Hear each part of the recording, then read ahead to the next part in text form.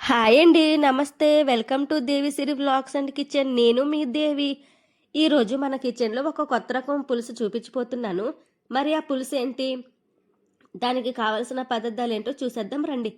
మన ఛానల్‌ని first time చూస్తున్నట్లయితే ఛానల్‌ని సబ్స్క్రైబ్ చేసుకోండి. ఈ రెసిపీ టిఫిన్‌కి ప్రిపేర్ చేసుకుంటే ఆల్మోస్ట్ కర్రీకి కూడా ప్రిపేర్ చేసుకున్నట్లే. ఏమీ కూర లేనప్పుడు టిఫిన్‌కి పెసరట్లు నానపెట్టుకోవటానికి ముందు కర్రీకి కూడా కొంచెం ఎక్స్‌ట్రా నానపెట్టుకుంటే ఇలా ఈజీగా కర్రీ అయిపోతుంది. కూరలు ఏమీ లేవు అని ఆలోచించవలసిన అవసరం లేదు. మరి ఈ పెసరట్టు పులుసుకి లాస్ట్‌లో కొంచెం పిండిలో జీరా, మిర్చి, ఉల్లిపాయ ముక్కలు వేసుకొని మందంగా పెసరట్టుని ప్యాన్‌పై వేసుకొని రెండు వైపులా మంచిగా కాల్చుకొని దీనిని స్క్వేర్ షేప్‌లో కట్ చేసి పెట్టుకోవాలి. ఈ పెసరట్టు పులుసులో బెండకాయలు గానీ, వంకాయలు గానీ ముక్కలుగా చేసుకొని పులుసులో వేసుకుంటే టేస్ట్ చాలా బాగుంటుంది.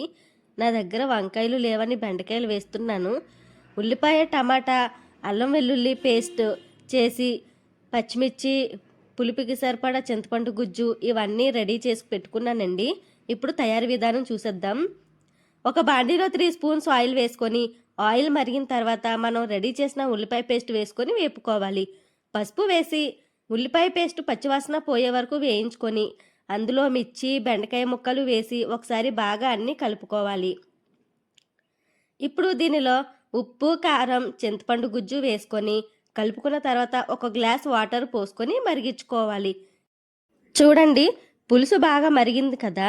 ఇప్పుడు మనం రెడీ చేసి పెట్టుకున్న పెసరట్టు ముక్కలు వేసి అటు ఇటు నెమ్మదిగా కలుపుకోవాలి. లేదంటే పెసరట్టు ముక్కలు ముక్కలుగా అయిపోతుంది. విరిగిపోయే ఛాన్స్ కూడా ఉంది.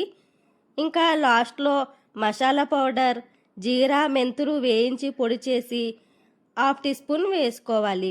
పెసరట్టు పులుసు రెడీ అయిపోతుంది. ఇది వేడివేడిగా రైస్‌తో తింటే చాలా బాగుంటుందండి. వీడియో నచ్చితే లైక్ చేయండి, షేర్ చేయండి, సబ్స్క్రైబ్.